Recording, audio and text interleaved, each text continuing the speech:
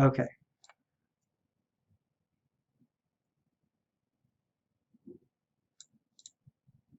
This slide. So yeah, it goes on to your comment. Okay, well, I'm increasing equity account. So how do you debit or credit an equity account to increase that account? Credit. Exactly. So you kind of so that's why you credit it, because you're increasing the equity account. This equity account's called capital stock, and you're increasing the asset account called cash. So that's why you debit the cash account. Okay. So uh, Eric, you want to give the second one a shot? Sure. Um, They're purchasing a building for that building. Yep.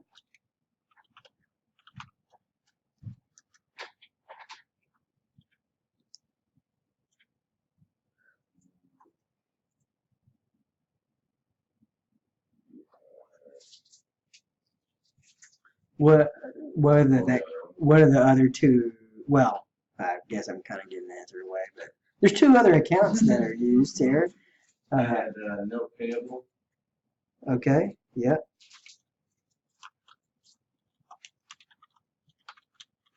And then the other account. I just had cash. Yep. Okay. So we need to increase the building account by $500,000. So to increase, well, first off, what type of account is a building? Asset. It's an asset. And to increase, you debit. So 500,000. Okay. So you paid 250 cash. And so if you're paying, is that increasing or decreasing the cash account? Decreasing. So if you're decreasing cash account, which is an asset, to decrease an asset account, you debit or credit. So you need to credit by what amount? 250,000. Okay. So then the note payable, because you borrowed from the bank, is that increasing the note payable account or decreasing the note payable account to put on? Increasing. To increase, well, okay, next way. A note payable is what type of account? To increase a liability account, you need to debit or credit. So in this case, you credit it for 250,000. Okay, good job. All right. Van, next one. Let's see here. So, cash. Yep, yep. Cash 3 months advance. On copy sheet and What did you call the other account? one police equipment machine with copy sheet. So yeah, I like the word lease. Yeah, yeah. So for the template, you could use unexpired lease or prepaid lease. I use prepaid lease for the template. So, but yeah, you could use we'll call it prepaid lease. Okay. All right. So 5,000 cash on the debit side. it's 5,000 credit to your leasing. all right. So it said you paid 5,000. Hopefully you credit. Yeah. Debit on the prepaid because you're. Yep.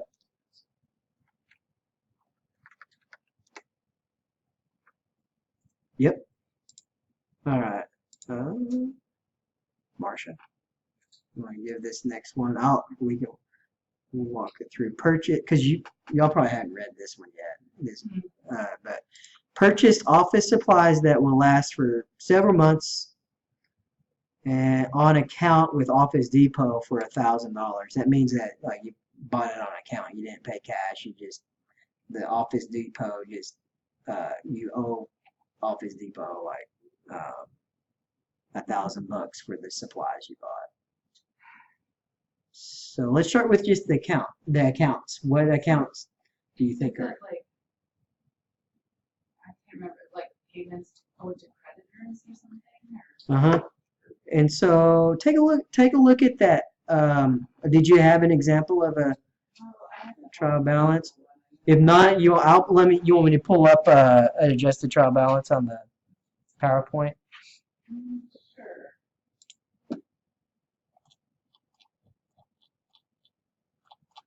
So here's one.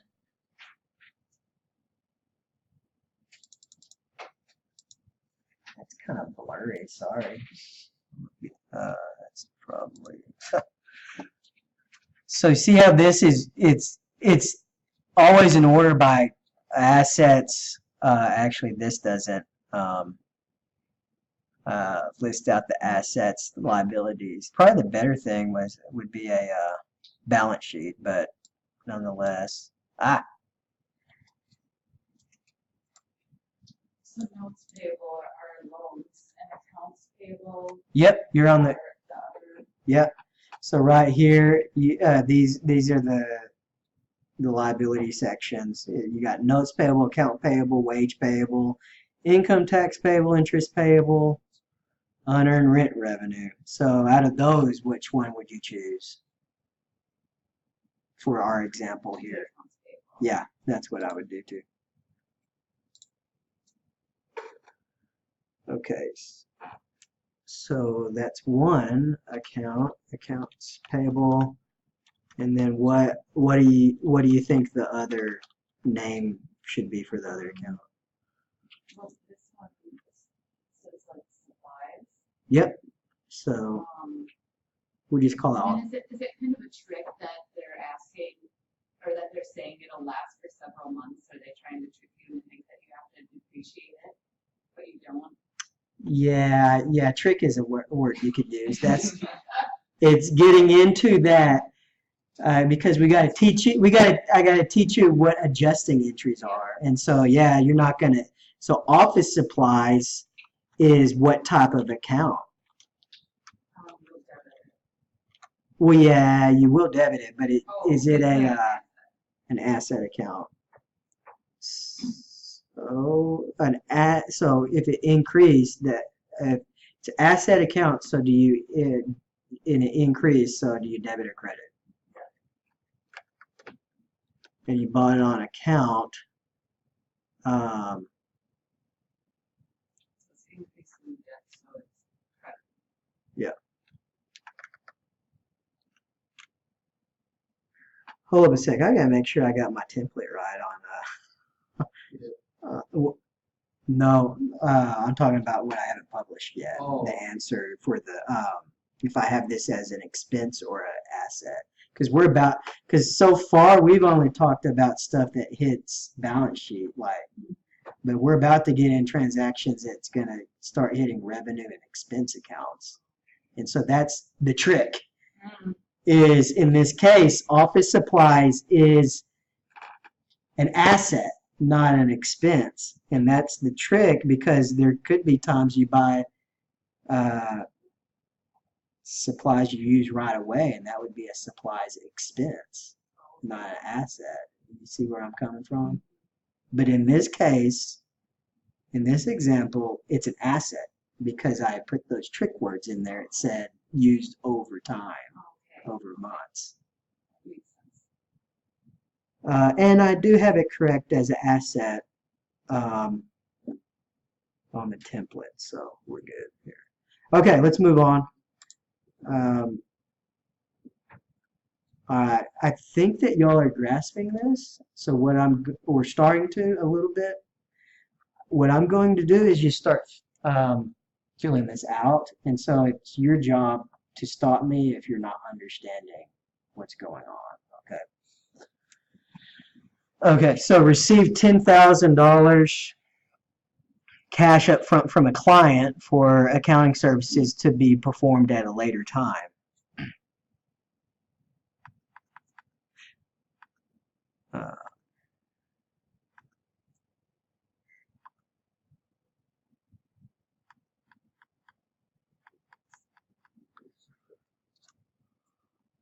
All right, so you receive, so cash is an account, and then later time is the trick word, another trick word there. So you haven't performed the service, so it's not revenue. And so it's going to be unearned, we're going to call this unearned revenue. So cash is an asset, it increased, so to increase an asset account is a debit, right? And this is 10,000 debit. And unearned revenue, what type of account is that? Yeah, that's another trickier one. So a liability increased, and so to increase a liability account, you credit. Here, I'm going to freeze these these rows here so you can kind of see the column.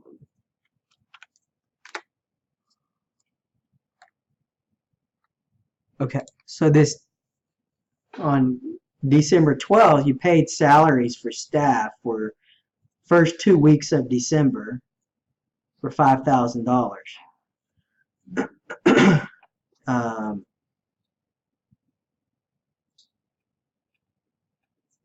You paid it for work they've already done because you're paying it for, so the event has happened. So that means you need to expense it because they've already performed the work. The key word was first 2 weeks of December. Did you notice that it's like, it's December 12th, you're assuming it's like the first 2 weeks, so you're expensing it in this case. Don't overthink it. So now we're getting in, I think this is our first example, I think, for a non-asset liability equity. I think this might be our first example of like a revenue or an expense account that we're hitting. And so the account that we're using for the salary is just salaries expense. And then it said we paid them, so we're assuming to pay them in cash. Okay, so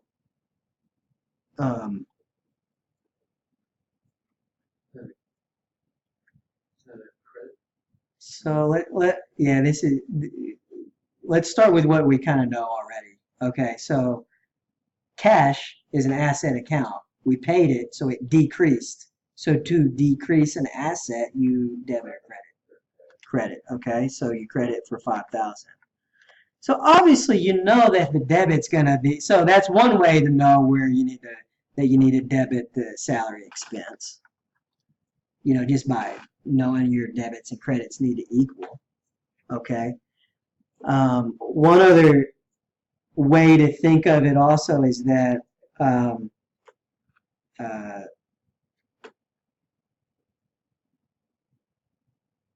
okay, so an expense, it's tricky when you're talking revenue and expenses and how do you relate that to the accounting formula? That's where people get hung up. So let's take our time and talk about how that expense affects this accounting formula. Because if you notice in a revenue and expense, like you don't see any words called revenue and expense up here, okay? Because what we're doing right now is we're just recording all of these transactions. Like this owner's equity account's not gonna get hit like with the revenue expenses until you do all your adjusting entries, and it's the last thing you're gonna do to close the books. So the way to think of this is, even though there's not the words revenue expense up here, the thing is like, let's just assume, oh, okay, we're done. Like, let's close the books. Let's prepare the financials. An expense account is going to, you're going to, I think the book and the textbook uses like an account called income summary. And so what happens is in this case, like, just think of the expense. It's gonna decrease your equity, right? That's one way to say it.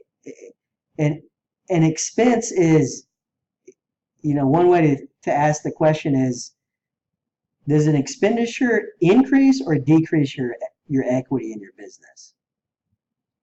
It's going to decrease your equity. Like an expenditure, a net, hopefully you have more revenue than expenses. But then let's ask that question another way. Does revenue increase or decrease your equity in your business? Revenue increases. And so if you think of it from that way, and if an expense decreases your equity in your business, then what do you debit or credit to decrease equity? You debit. So that's why an expense, a normal, nearly always, like an expense, to report an expense, you're always going to have a debit. Okay, revenue is always increasing your equity in your business. Okay, what's the way you increase your equity? You credit. So that's one way to maybe start understanding why you debited salary expense. Because if you're trying to apply, well, in this case, we figured out that cash was an asset and it decreased, but wait till you get to, I think you might have, there are some cases, sometimes maybe you might have a revenue and expense. I'm not sure if we have any right here. For the most part, you're always going to have like an asset liability or an equity, when you're dealing with expenses. Most of the time for expenses and revenue, it's going to either be expense, revenue, and then asset and liability account. But so that the salary expense, if you think of, the accounting formula, like I don't see like revenue expenses on that accounting formula, so I don't know, like debit, credit, increase. Just think of when you see, when you've discerned that, okay, this is a revenue or expense account, not like an asset, liability, or equity account. You discern that it's an expense or revenue account. You then need to say, oh, okay, well, revenue increases equities, expenses decrease equity. So to decrease equity, you debit. So that's one way to look at it. All right, so let's move on. December 15th, during the first 15 days, performed $20,000 worth of accounting services. And $15,000 has been received in cash.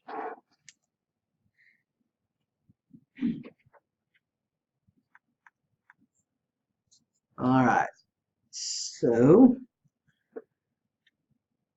the easy account that we know is cash. Cash is involved. What's that? Common services?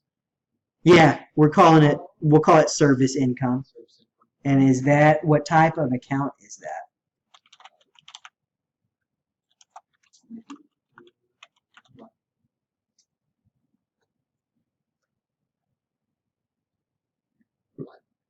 Remember, we brought in revenue expenses now. It's revenue.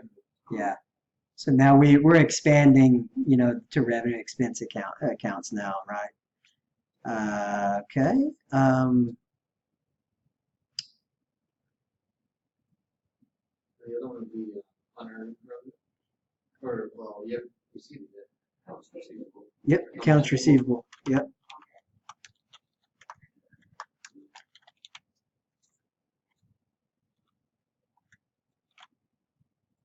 I don't know how to spell that.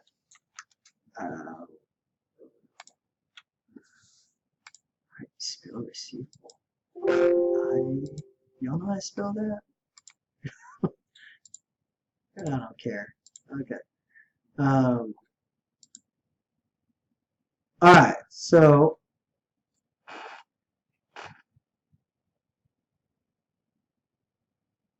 I mean, there's different ways you can record it. I mean, it's during the first 15 days, 20,000. So okay, I see that number. So 20 grand is what you earn in revenue, and so you credit. The theory of why I knew to credit it was I asked myself, okay, service income is what type of account? And you said it was revenue. Okay. So then I'm like, oh, okay. Uh, revenue. That's not it. That's not an account. That's not an account in the accounting formula. So how does it relate to the accounting formula? And and then what would you say? Increase equity.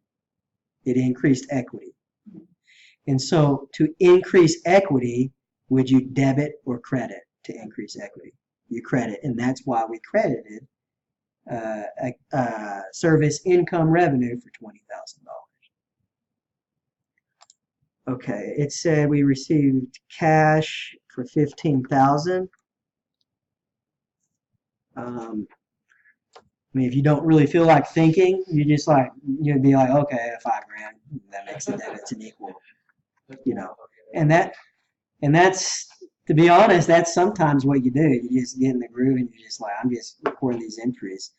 But if you want to understand why you debited accounts receivable, what type of account is an accounts receivable? Asset. Okay, so are you, in this example, are you increasing or decreasing the accounts receivable? And so to increase an asset account, do you debit or credit? You debit, and that's why we debited for 5,000. Okay. Computer and servers went down on December 17th. So we called an IT guy to fix. That happened last week, by the way, for real in Dallas. So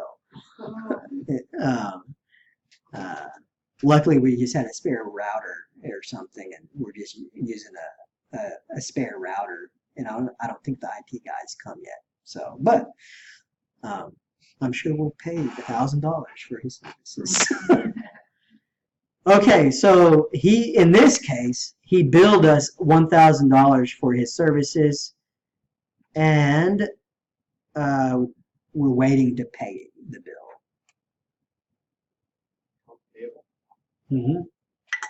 Yeah, so that's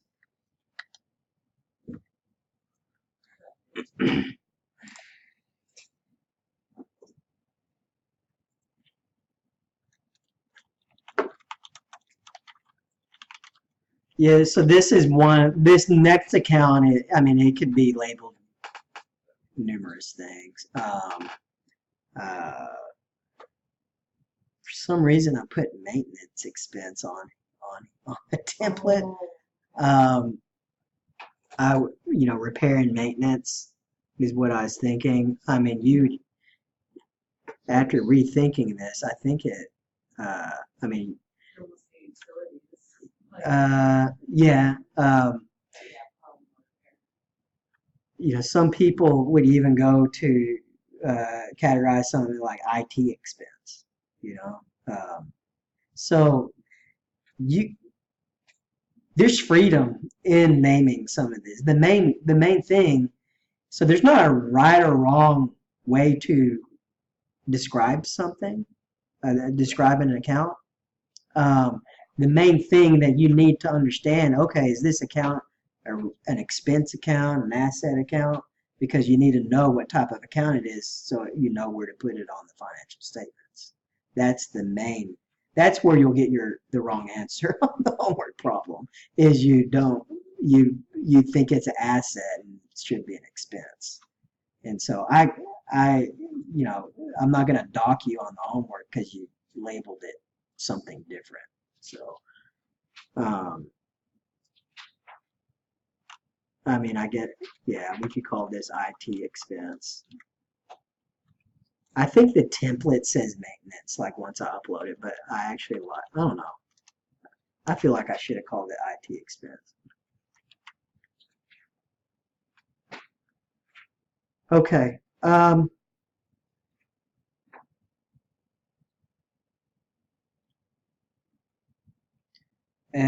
We know the amount is $1,000, but where do we put the debits and credits? Anyone want to give it a shot?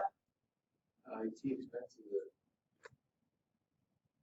because it's well, an asset because they're getting their. It's not so it's an expense.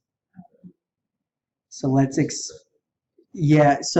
explain why we debited it again. You got the debit right, but let's slow it down to understand why. Okay, so an expense. Well, the type of account is an expense account. And so in the accounting formula, it affects what account in the accounting formula? Equity? Yeah.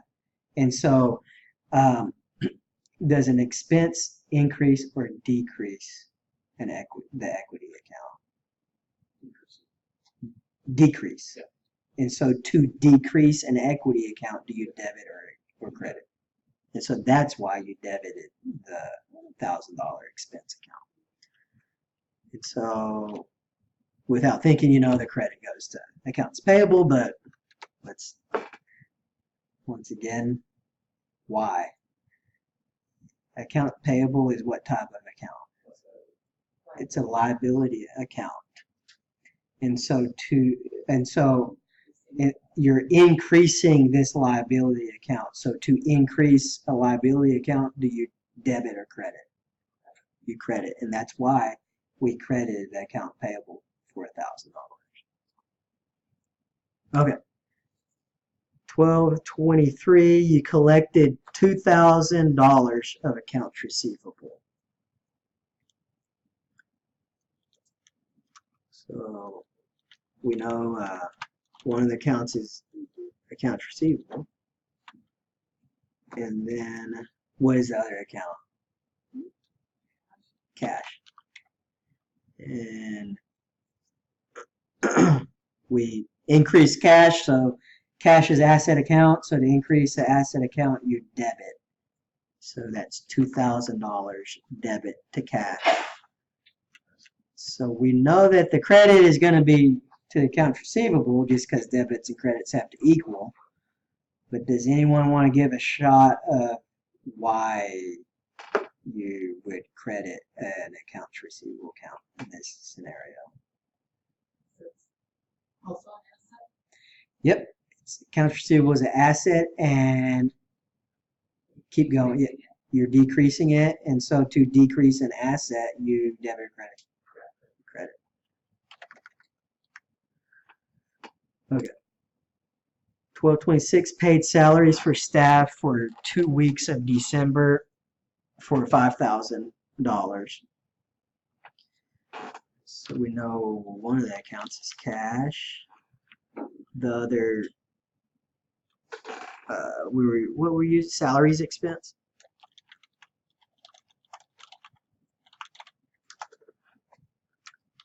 Okay, so we know that in this case it said we paid, so we actually paid it. So that means that cash is decreasing. So to decrease the asset account, you credit 5,000, and then expense is 5,000 debit.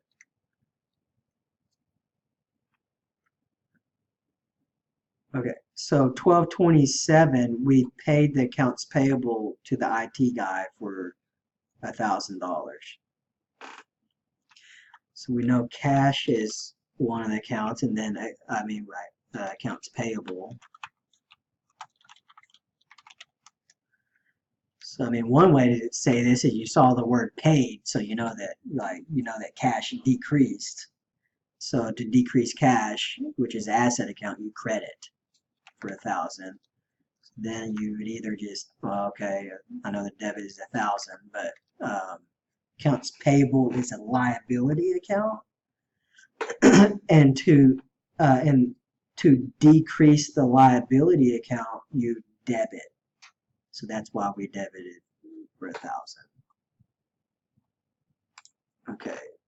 Declare dividend of 10 cents per share, payable January 15th, 2018.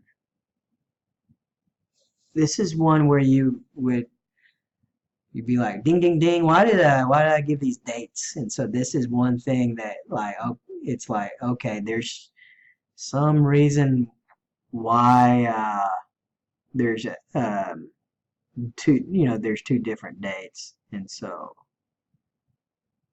uh,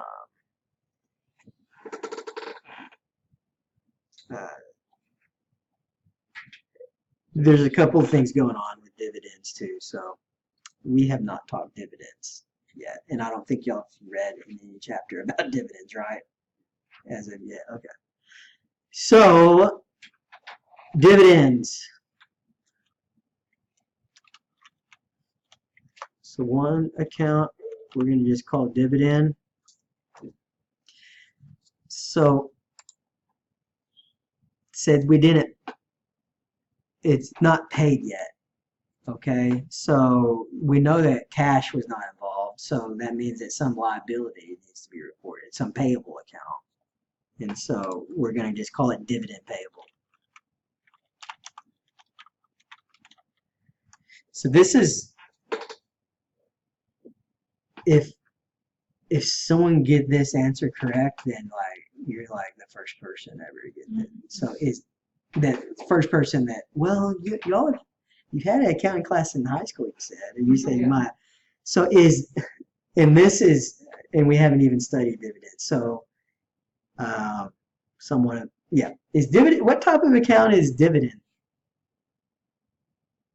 Sure. Well, if it's assets, you're getting money. Yes. Good job. All right. So it's an equity account. And in this case, okay,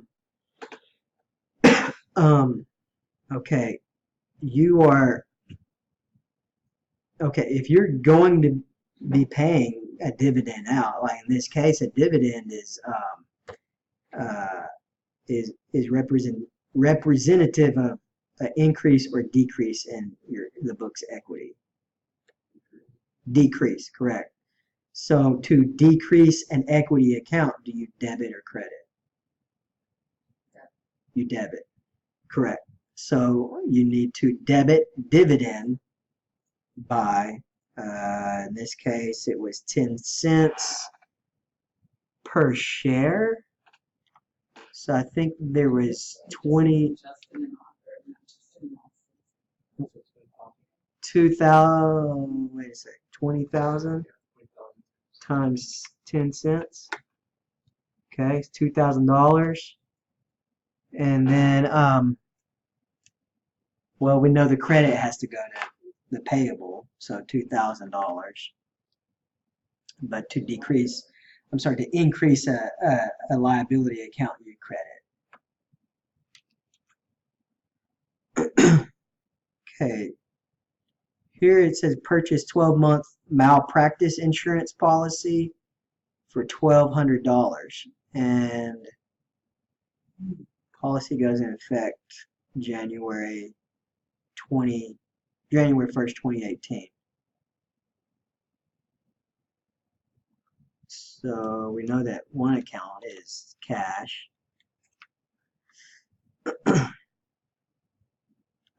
Any suggestions on what the other account should be?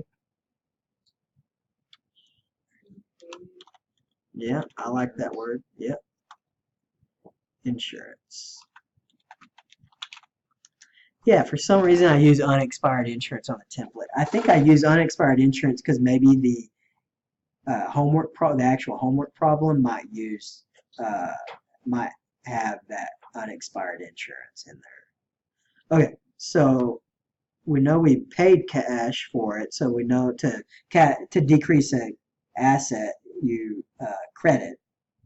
So we know that the 1,200 should credit cash, and then the 1,200 debit is to prepaid insurance. So what type of account is prepaid insurance?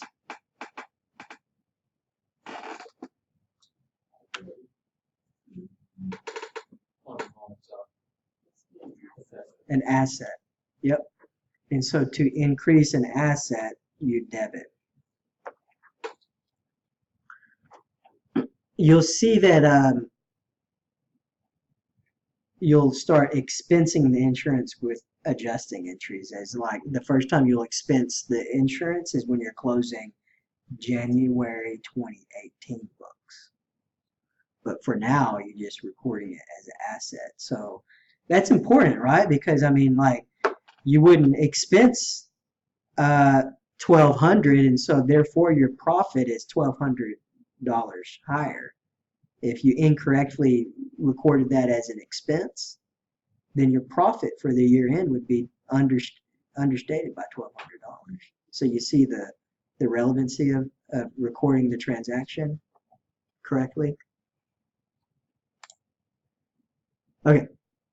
Received a bill from Twin Cities Utilities for $550 payable in 30 days. So this, you don't overthink it. You didn't pay the bill yet. So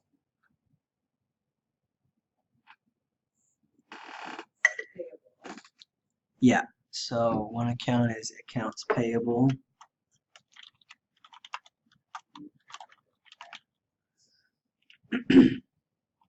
And then we'll just use the other account, utilities expense.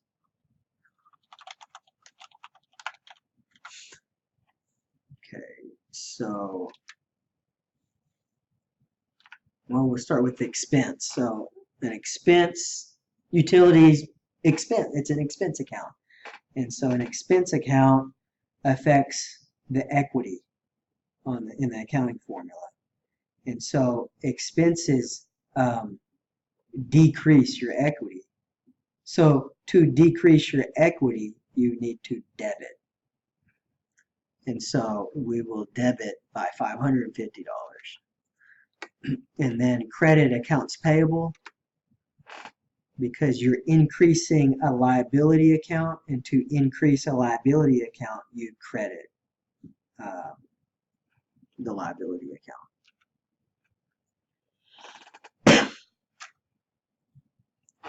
Okay, accounting services performed for second half of December amounted to $30,000, of which $20,000 was received in cash.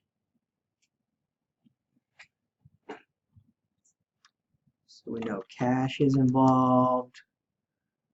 Didn't receive all of the cash, so that means we have accounts receivable. And then we have service income.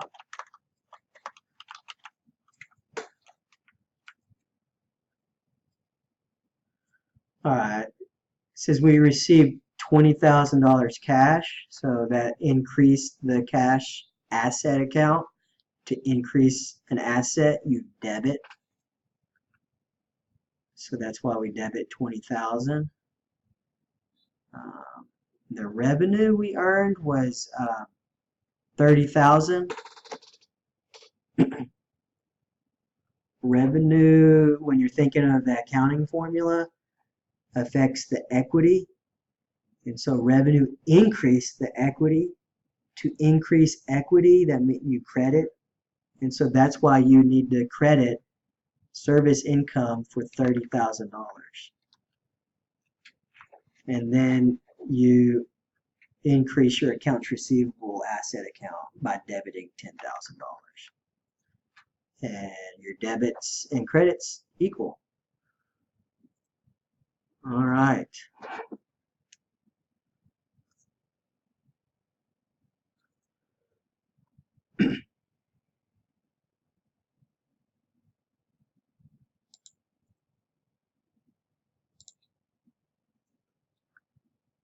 All right, I need to upload. I'm gonna. How am I gonna do this? can upload yeah, I should be able, yeah, I should be able to upload the template. Just know that there's the answers for these adjusting journal entries that we're going to do. Just don't look at the answer tab. So, so give me a couple minutes to upload this template that has, and what we're going to do now is prepare a trial balance. And so just give me a couple minutes to upload that.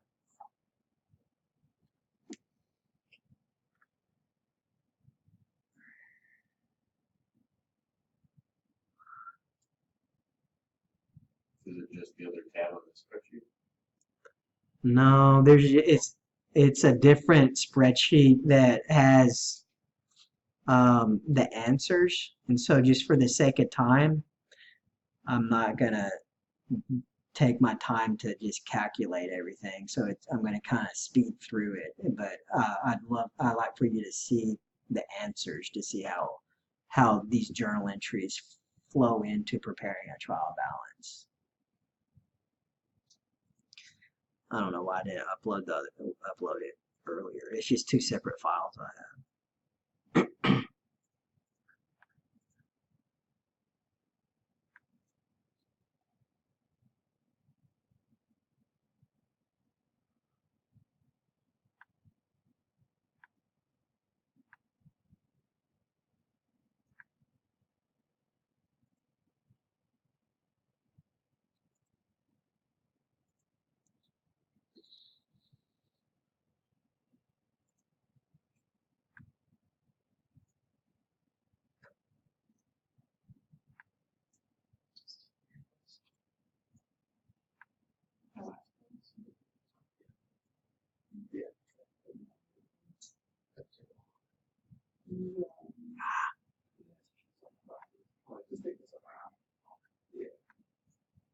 So you might not see it because it'll be a couple classes behind.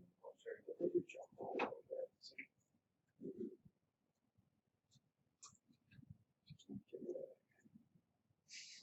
thank you. Yeah, I haven't been every single class. This one. Okay, should be posted. I think you got to refresh Moodle.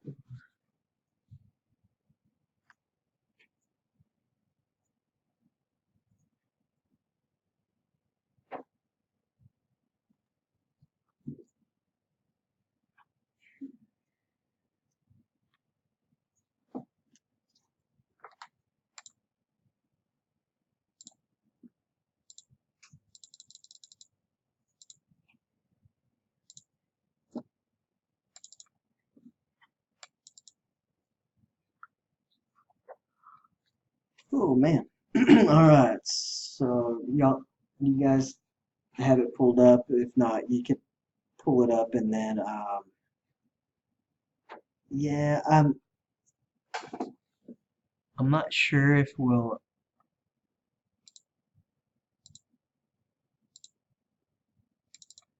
have time to really have you fill out the spreadsheet. You might just have to watch me just because for the sake of time.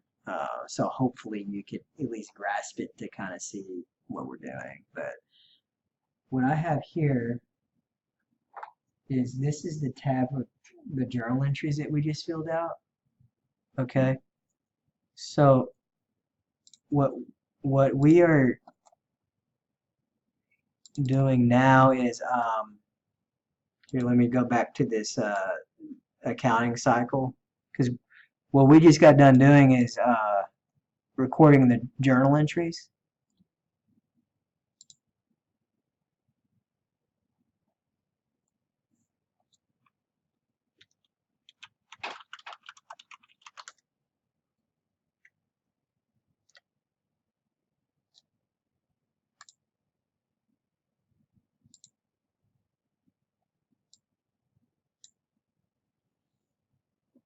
Okay.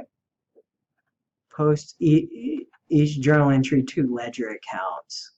So that's what step we're on now, is where, I mean, obviously the computer systems, I mean, you don't have Excel. It's like you record the transactions in the computer, and then the computer is smart enough to process and post all these entries to the ledgers behind the scenes with the push of a button. But what we're doing now is doing that process, in Excel. And so what we're doing now is understanding what that computer is doing. And so that's what we're attempting to do right now.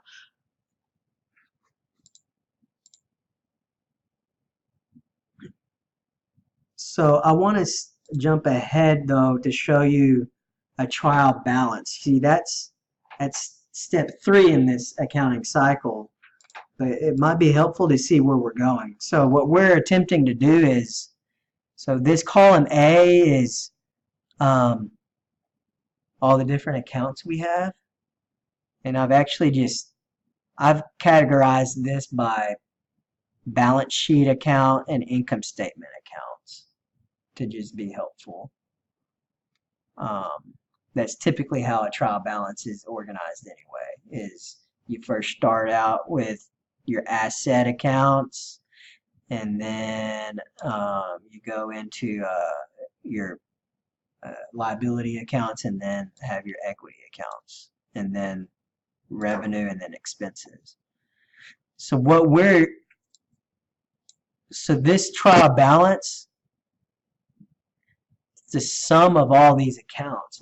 So what we're doing now is we're calculating all these balances for all these different accounts, like cash. So obviously you might have noticed in all the journal entries you did, we hit cash multiple times. So now we're adding up like the balance of all these accounts. Now, if you weren't doing this in Excel, you do it like my uncle, and you had T accounts on paper, then you would add up all the balances for the cash T account, and then you would prepare a trial balance that way. Since we're doing it in Excel, I mean, there's multiple ways you can maybe format this. I chose to do a pivot table. If you're new to Excel, don't know what a pivot table is, this is what a pivot table is. So basically you have these journal entries right here, and so basically I wanted to really quickly add up like the balance for all of these accounts, and so I did that just through a pivot table. So to do a pivot table, I've already had it done here already, but let me just show you how I did a pivot table if you don't know what that is. You just have to make sure that all your account names. Yep. match. Yeah. So you go to Insert, Pivot Table. So when you're doing your homework assignment, like I've kind of done a lot of legwork for you. If you so choose to use this template for your homework assignment and go through it this way, then you kind of have some stuff formatted for you. You just update, use this as a template for the actual homework. There have been some students that it just made more sense for them to just write it out and do T accounts. But I don't know. I found in today's environment, I think it might be easier to just do it through Excel. So that's why I decided to do it this way. So, okay, a pivot table. Insert, click Insert, and then this pivot table icon. And then what we're doing now is selecting the table range. So you click your cursor there, and then click that button there, and then we're going to the journal entries. And so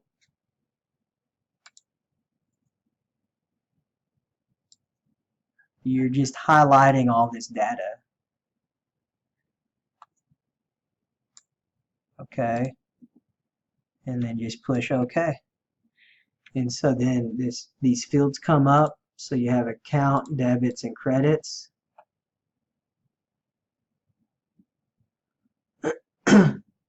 And then voila, it just defaulted to sum. So just sometimes if you're ever doing pivot tables, sometimes see this value, you just want to make sure it's summing all that data. But what this did was it summed up all of the debits and credits for each one of these accounts. One way to know that we had accurate data is the total grand total. The debits equal credits. If you're just really like wanting to have another control figure, you could just go to the journal entry tab and sum up the total of the debits, and so you see that sum calculation right there, 1,583,000, and then the sum here, 1,583,750. You see how it matches the total on the pivot table, so you know you got accurate. You know you got all the numbers in. Okay, so then after I summed up everything, summed up all of these ledger accounts, all I did here is then now you're just going in and you're just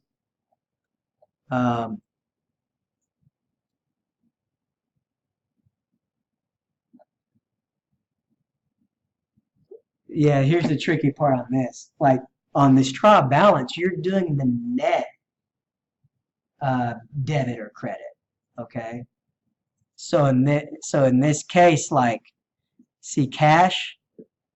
If you go to, so basically what we're doing here is we're just do equals, and then you're then going to your pivot table, find cash, and you're doing the debit minus this credit, and then enter. You follow me? So that's what I did for each one of these accounts. Accounts receivable,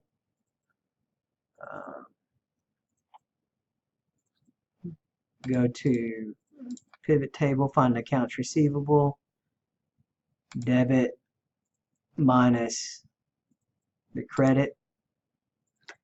So the account, one way to say this is the accounts receivable at the end of the month had a net debit balance of $13,000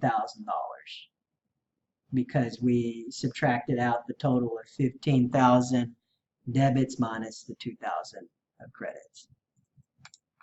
Okay, prepaid lease.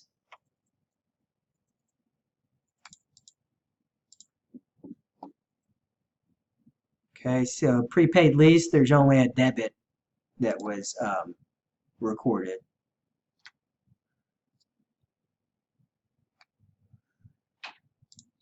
Okay, so obviously I've already kind of filled that out, but that's how I was filling out these different accounts. Okay, so let's go to a liability account. So accounts payable.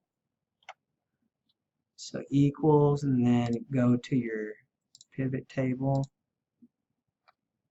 Find accounts payable. So this time, what I like, since accounts payable, the normal balance is a credit. So you would subtract out you would do the sum of the credits of the 2,550 minus the sum of the debits. And so that equals the 1,550. Did that make sense? It's like we're flipping it over to liabilities now. That's why we did it that way. Does that make sense? Okay, dividend payable. I think this one we only had one credit, if I remember right. It was, yeah, just a credit. There was no debits. So, okay. So you would go down and fill this out. Okay. Income statement accounts, this service revenue. So equal,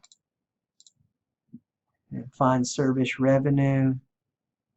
That's where I got it. No, I mean, there was no debits to service revenue.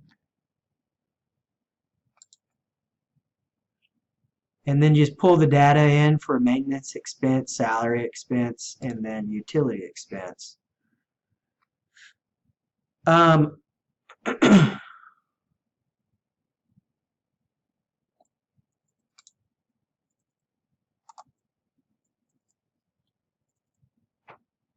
Trying to see if I have.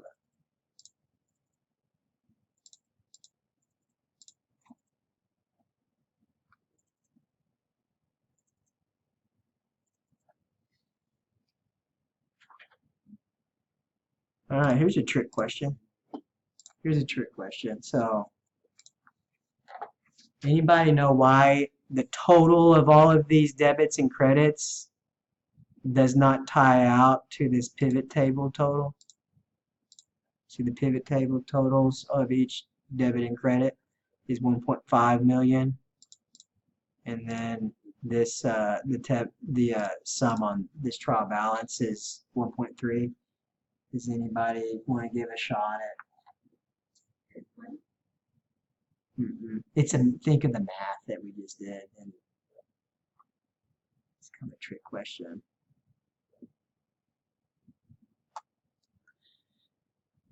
The trial balance is a representation of the net balance of that account. And so if you remember, some of these accounts have both debits and credit balances. And so we're just netting out the balance for this other tab. So we're combining both debits and credits together. And so that's why it won't tie out. So don't get confused if you're like, this total's not tying out to the pivot table. It's not supposed to, because you're netting the debits and credits for that particular account out in this trial balance. Okay.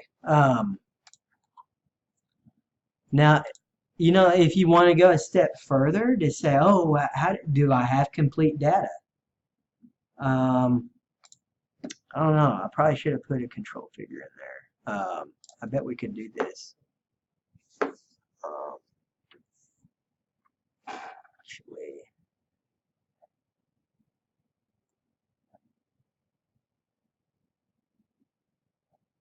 that's going to take too long to. It's not going to. Yeah. I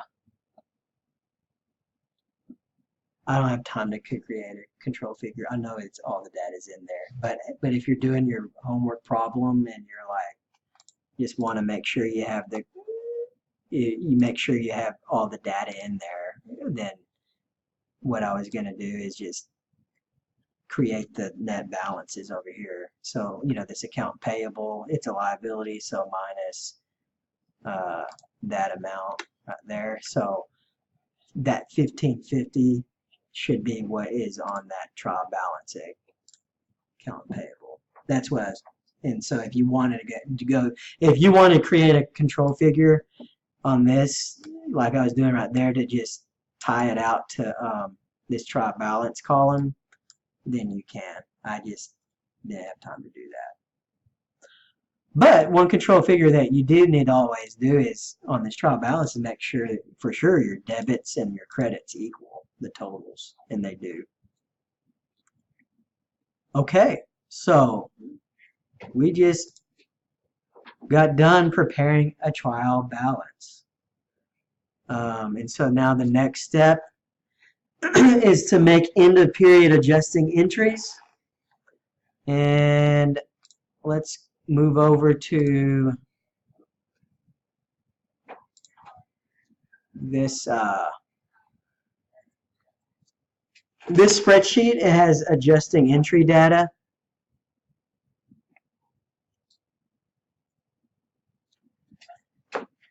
And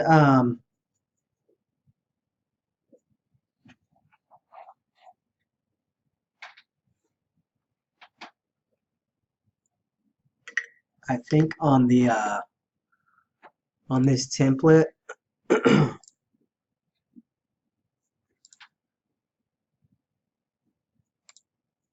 on this template, I actually just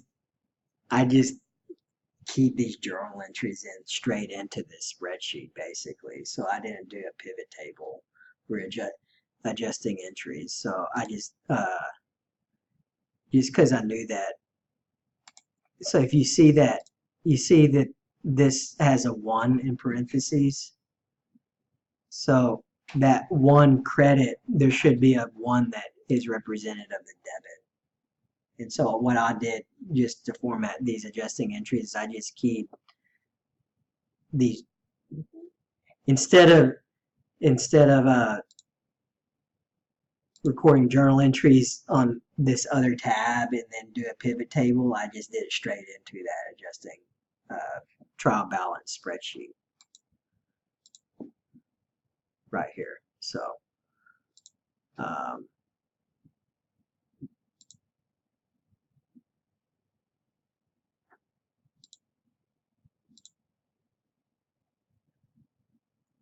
okay, so but for just so the thing is you still need to know how to do the journal entries for these adjusting entries. So let's just fill out the journal entries for each scenario. So the advance payment, this first one is the advance payment for copier lease on December 1st that covered a period of 3 months. So the first question I would ask is, okay, well, how many months are we closing here, for the books? In this case, it's just 1 month worth that we're closing the books for. So since we paid in advance for the lease, we need to record 1 month worth of lease expense.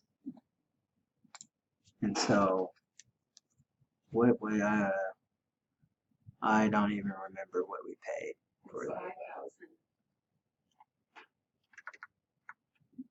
Divided by 3.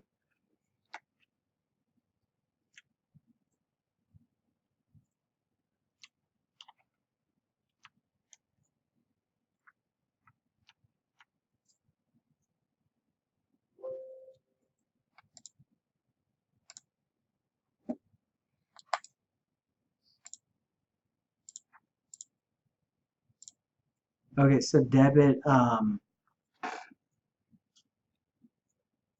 believe we used lease expense.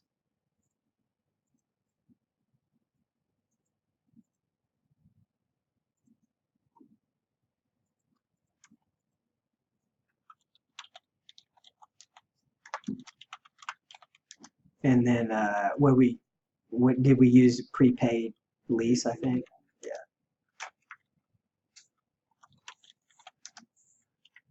So what this is doing is we're expensing 1 month worth of the prepaid lease. So we're decreasing the prepaid lease account, which is what type of account? An asset. And so to decrease an asset account, you credit. And then we're expensing lease expense. And so it's an expense which would decrease equity. And to decrease equity, you debit. Okay. So here, the $250,000 loan taken on December 1st is payable in 1 year plus all 12 months of accrued interest.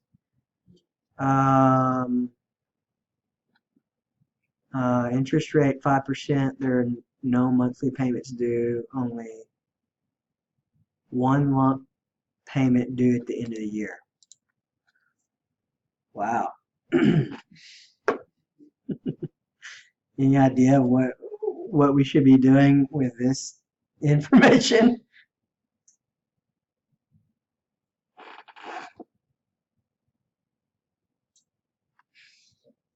loan. Yeah, so it becomes, Yeah, or notes payable. yeah, that is out.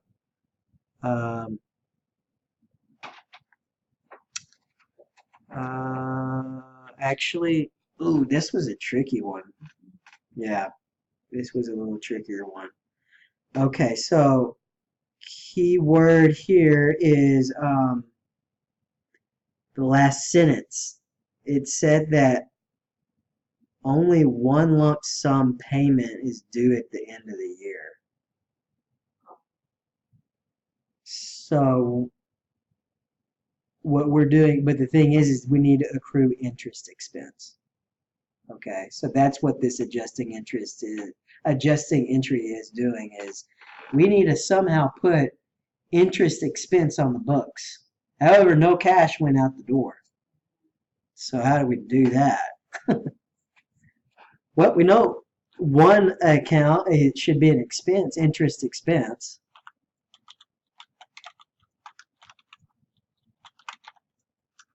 And yeah, you know what? I think there could be a debate on an account. Yeah, I think you could debate using note payable also. However, it looks like for this example in the template, I created a new account called interest payable. Going back, I'm not sure why I did that. I mean, you could, yeah, it works because an interest payable account is a liability account. I think the reason why I did that is it was just a personal preference, right? So like it's end of year financials, and I just I thought it would be useful to the people reading the balance sheet to know that they had interest payable accrued. They would want to keep track of that, on the balance sheet. It's separated out into two line items for interest payable and note payable. So it was just more of a personal preference. Now, if you, for the real homework problem, if you chose to use note payable, that's fine. I think I would still accept that answer. The main thing is that an interest payable or note payable, it's still a liability account. So you still need to know where the liability is reported on the balance sheet and for the financial statement preparation. So I use interest payable account, so we can use interest payable here just for this example. Okay.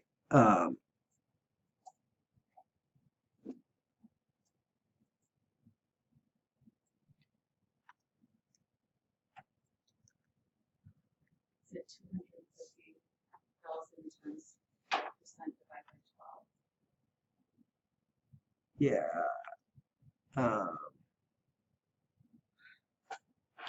250,000. Yeah, times 5. Yeah, we're doing 104. Yep. Yeah, I think that's what you said. Yeah. Okay. So there's that entry. The building is depreciated by straight line method over 30 years. Okay, so Is 500,000. okay. 500 divided by 30, and then we're doing wait, we're only doing 1 month worth, so that's the yearly. So then divide by 12, I think. 13, yeah. Did you follow me on that? That was kind of a tricky one. So yeah, I calculated the yearly depreciation, but we're only reporting 1 month worth. So I found the yearly and then converted it to the monthly depreciation amount. Okay, we haven't discussed depreciation. I think we kind of overlooked those slides, and I think I said we would just cover it in this example.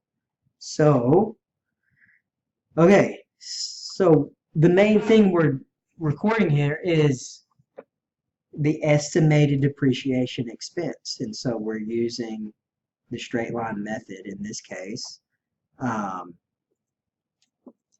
So we know that one account is going to be depreciation expense.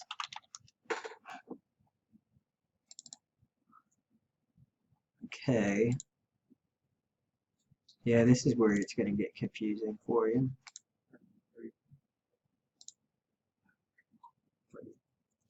This is accumulated depreciation.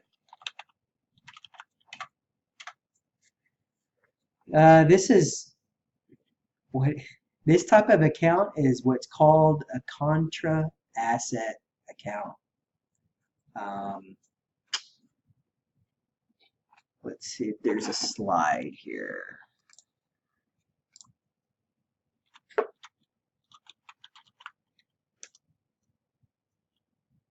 Okay.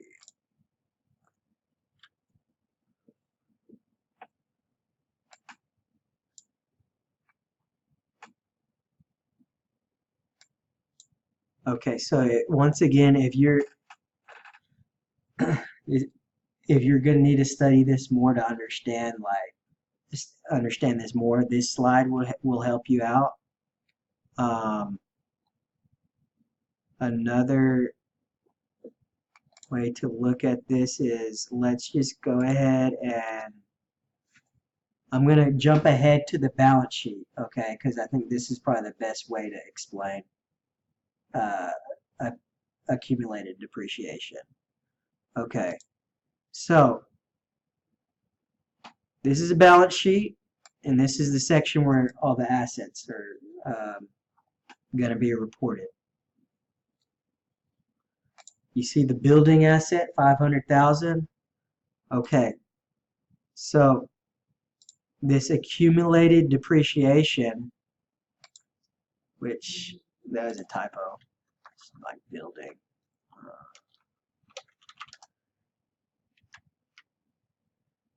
That's that 1389, but that amount is going to be the running balance, like, of accumulated depreciation, because next month you're going to accrue another month's worth of depreciation, so that balance is going to increase every month. Do you see this 498 611? That's the net balance of the building after you subtracted out the depreciation. So that's what I mean by contra asset account for accumulated depreciation. So it's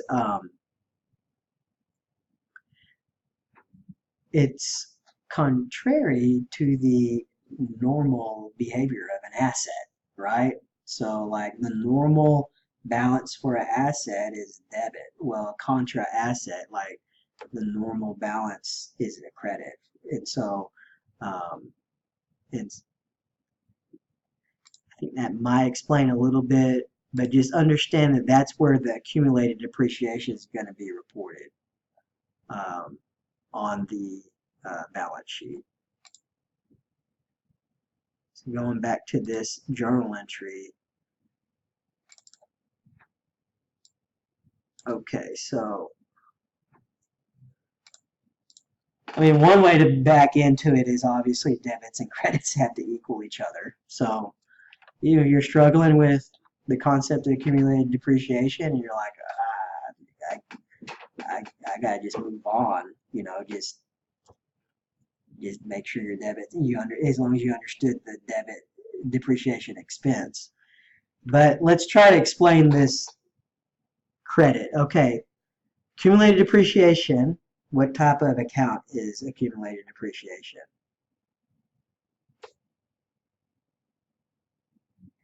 Asset. Okay. However, non-normal asset. It's a contra asset. So So the normal, well, hey, that is one way to think of it. I actually like that thought. Okay, it's an asset. Okay, so in this case, we are trying to decrease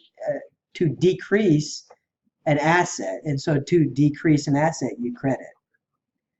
However, the nuance is you're not crediting building. You, for financial statement purposes, investors and users of financial statements of the balance sheet, they want to see that line item, that decrease in that asset for depreciation, split out into a different line. And so that's why you are coding it as a credit to accumulated depreciation. So I like explaining it that way a lot better. Okay, so just to repeat, accumulated depreciation is what type of account? An asset. And so in this scenario, we are decreasing the asset account for building. And so to decrease an asset account, do you debit or credit? And so that's why we credited it for $1,388. Okay, so this next one is office supplies on hand is at December 31st is estimated to be $500. How much did we originally buy the supplies for? 1,000. Okay, so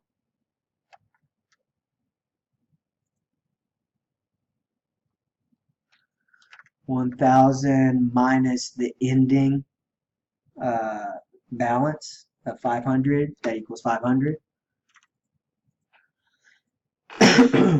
And so we are, if you remember, when we recorded the $1,000 office supplies, we recorded it as an office supply asset. Okay. In this case, we are, what are we labeling this here?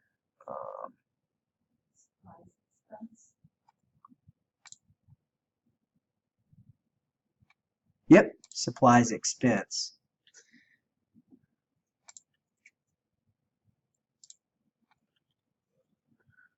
Okay, so supplies expense is going to be debit for 500, and then office supplies, we're decreasing. Office supplies is an asset.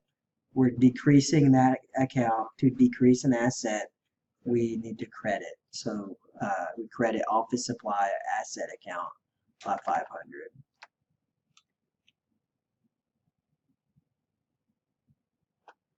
Okay.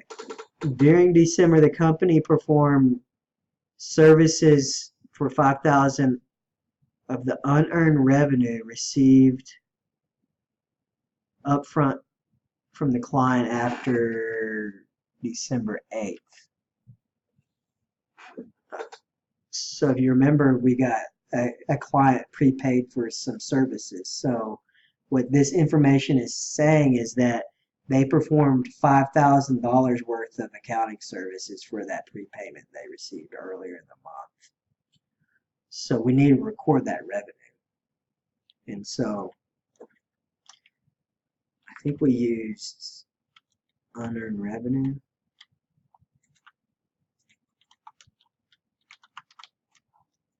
And then it's service income.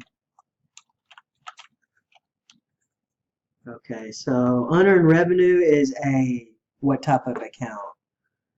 Liability, and so we're decreasing the liability. To decrease the liability, you debit. And then to service income is a revenue account. Obviously, we know we're going to credit for 5,000, but we credit it because it is increasing your equity. And to increase equity, you credit an equity. Well, in this case, we're not crediting an equity account, but the service revenue you would credit for 5,000. Salaries earned by employees since the 12/26/17 last payroll date at the end at month end amounted 1,200. Yeah, I think we even talked about this earlier in our class about like someone brought up the case of like bonuses and payroll at the end of the year, like at the end of the year, like if you need to record the payroll expense, because in this case, like that's what exactly what it's trying to tell you is like, hey, you need to record these salaries expenses even though you hadn't paid the salary yet, because yeah, it's well in this case the year end. So debit salaries expense in for 1,200, and then I think we're using salary payable, yeah, and then credit salary payable.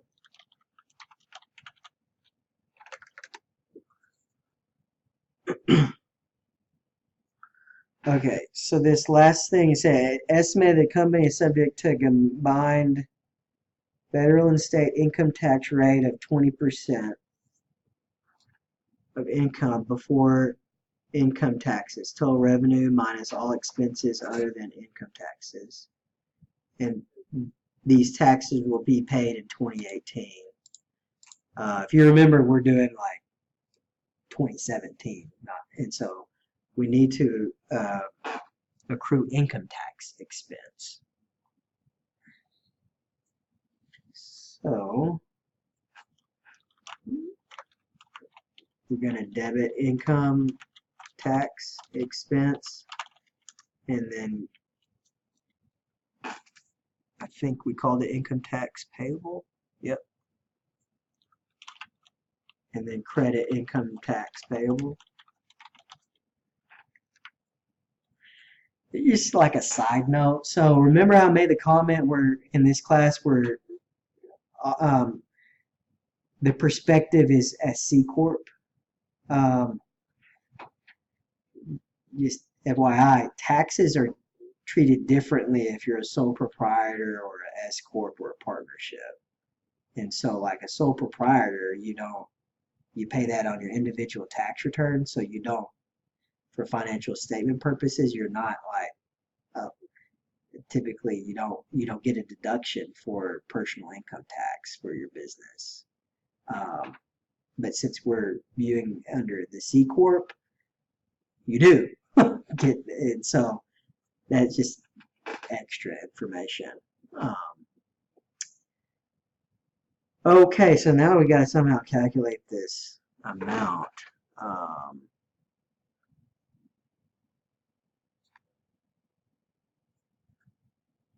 Let's see here.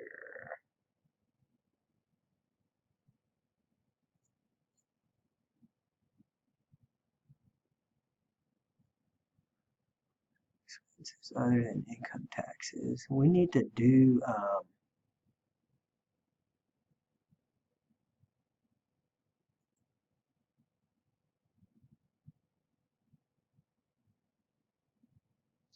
see. I think we're gonna have to come back. I think we have to do some other calculations before we could actually calculate this, because we gotta we have to calculate a tentative, like we have to calculate the net income before income tax, and we do that on this other spreadsheet. So for now, it's like we have to leave this blank because we got to go now to this other to this spreadsheet. We got to calculate the net income before we could then I think calculate the taxes. So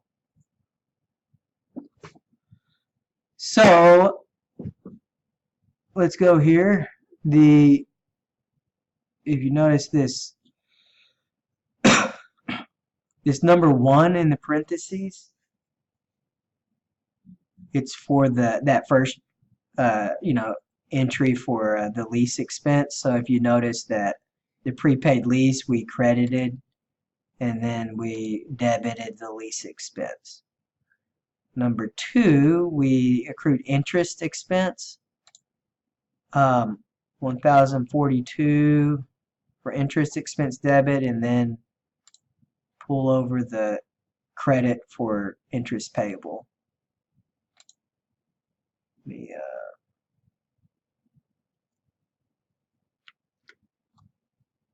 Number 3 was the depreciation. So you could see we credited the depreciation, 1389, and then debit the expense, depreciation expense. Number 4 was the supply expense accrual. So that's why we have a debit to the supplies expense. And then up here to the office supply asset is credit for 500. 5 was the unearned revenue that you perform the work on. So that's why you debit the unearned revenue liability account and then credit the service income. Number 6 was the salary accrual.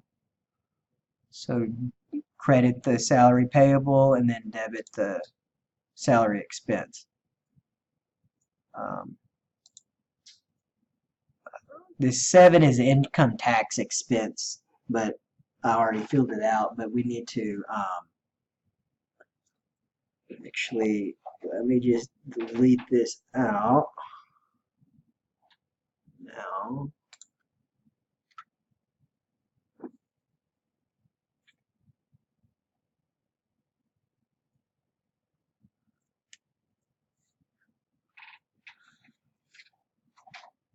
okay.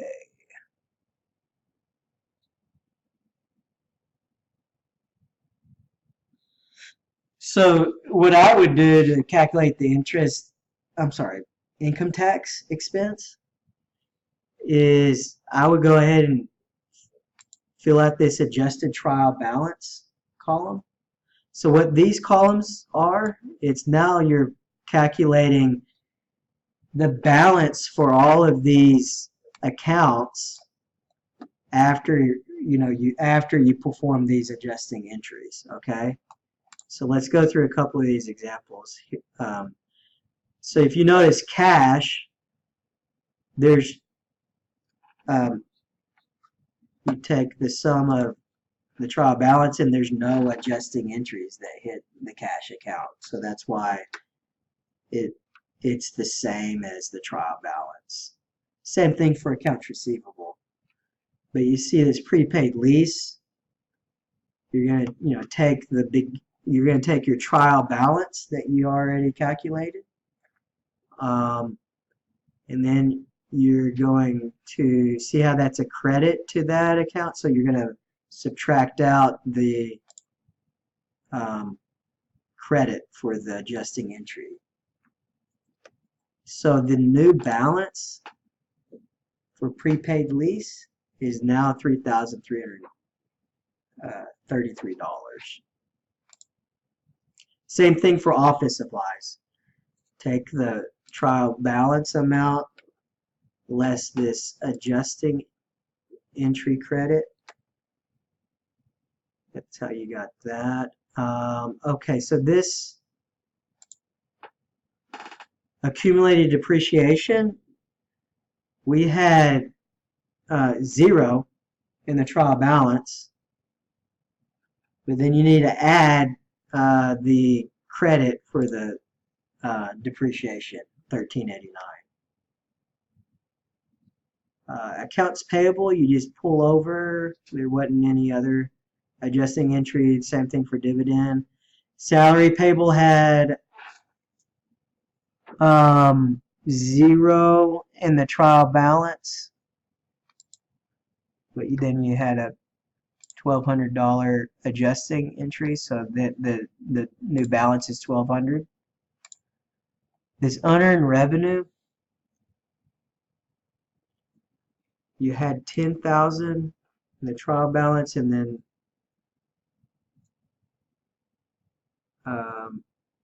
you had a debit of 5,000, so it should decrease it, so you subtract that out, and so the new balance for unearned revenue is 5,000. Work your way down, perform those calculations. This service income, you had 50,000 from the trial balance, but then 5,000 from the unearned revenue accrual. I messed that up. It needs to be plus that.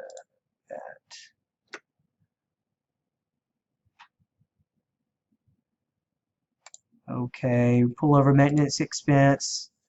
Okay, the salary expense, it increased 10,000 plus the 1,200 accrual,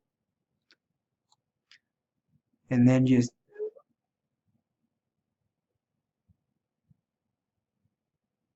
run these calculations. Interest expense, we pulled that over from the adjustment.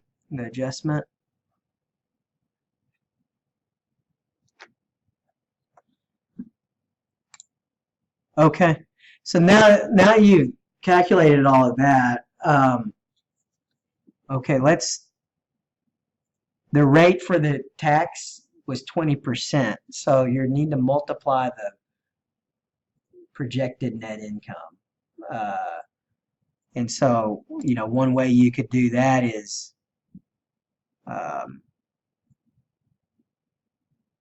you have you have the numbers right there in the adjusted trial balance. You could do 50. What is that? 55 minus these expenses. What is that? 17,347. You see how I calculated those total expenses? Right here, the sum.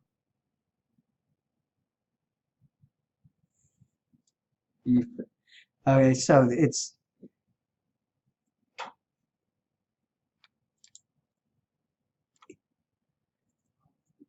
$55,000 minus here. Actually, one way I think I might do that here is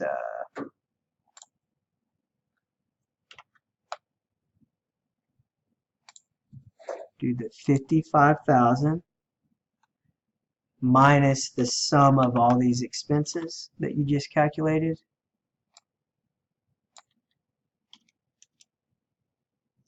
Which equals 37,652. That's the projected net income.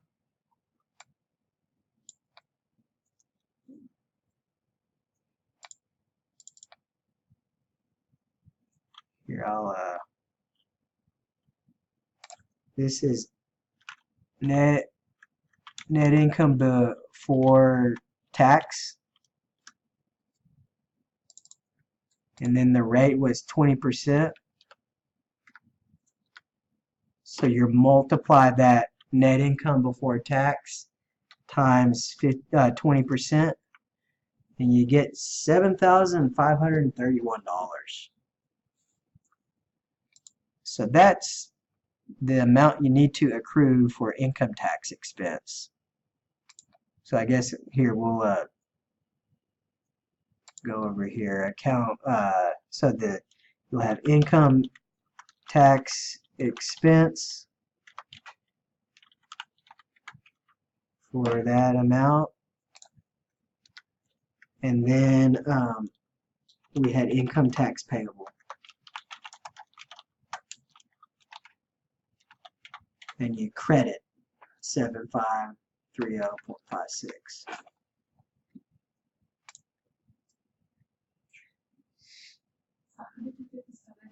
Yeah, I took 55,000 minus. I took this 55,000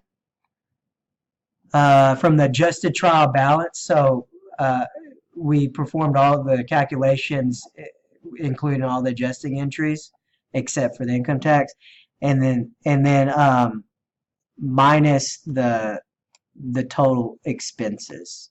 See these expenses? Maintenance expense through interest expense. See, the total is 17,347. Oh, I was looking at the average number at the bottom instead of the sum. Oh, Okay, there that you go. makes sense. Yeah.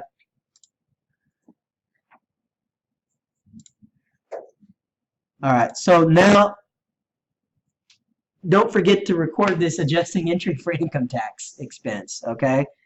So, income tax expense needs to be debit for this 7531.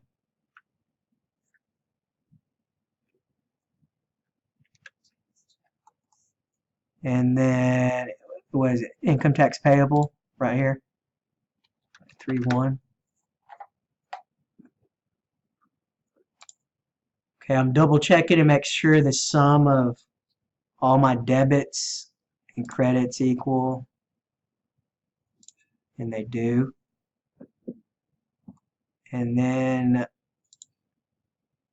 don't forget to just calculate the adjusted trial balance for the income tax payable and income tax expense. So the adjusted trial balance, just be sure to bring that over. And then the same thing for the interest expense. Okay, so now we just got done preparing adjusted trial balance. All right.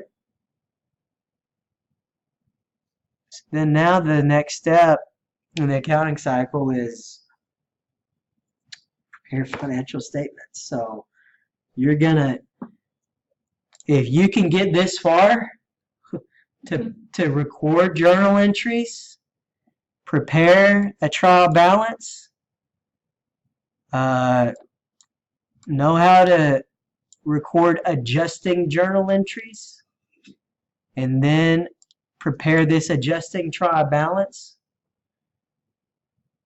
then you're golden to prepare the financial statements.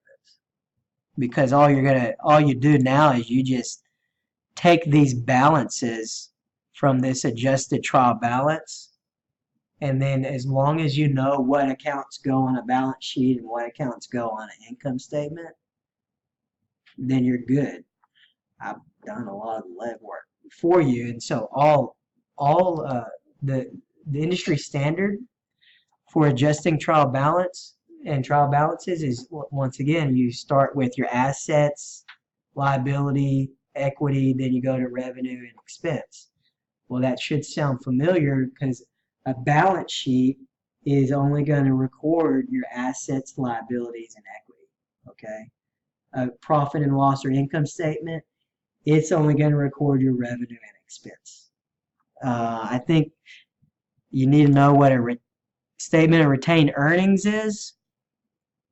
That's going to be a report of your net income minus your dividends. So you can pull that information off of your profit and loss income statement and balance sheet. So you won't prepare this retained earnings statement until after you prepared the profit and loss and balance sheet. For the sake of time, because I want to go through a couple of tips and hints for the quizzes. What I did here is I just had a column for income statement and then balance sheet. And so then what you're doing here is then you're just formatting an income statement on the revenue and expenses. So you're taking this data from these columns right here.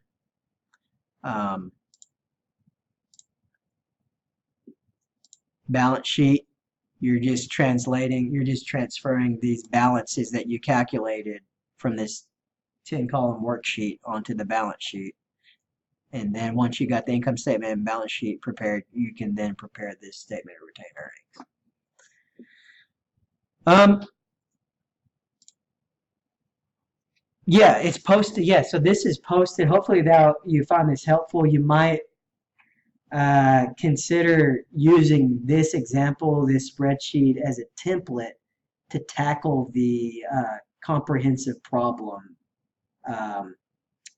that is in week 2's module. So, okay, we got 15 minutes. I would highly encourage you to stick around. Let me actually stop this.